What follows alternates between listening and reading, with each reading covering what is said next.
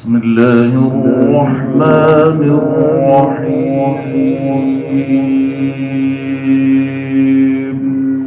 قالوا ادع لنا ربك يبين لنا ما هي.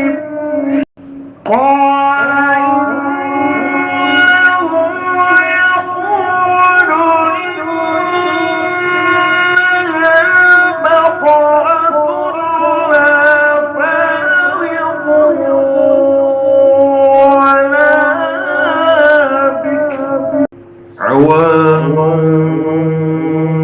بين ذلك فافعلوا ما تؤمرون.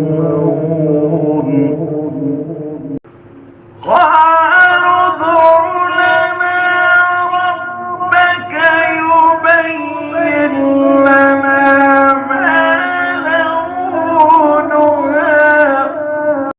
قال إنه يقول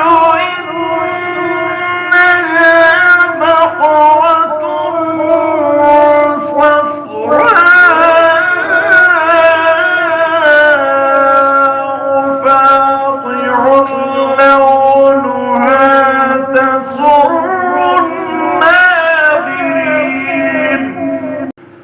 قالوا ادع لنا ربك يبين لنا ما هي. إن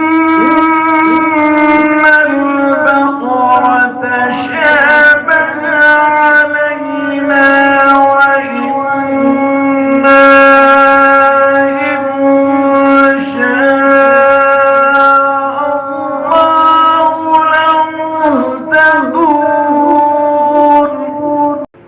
قال إنه يقول إنها بقرة لا ذلول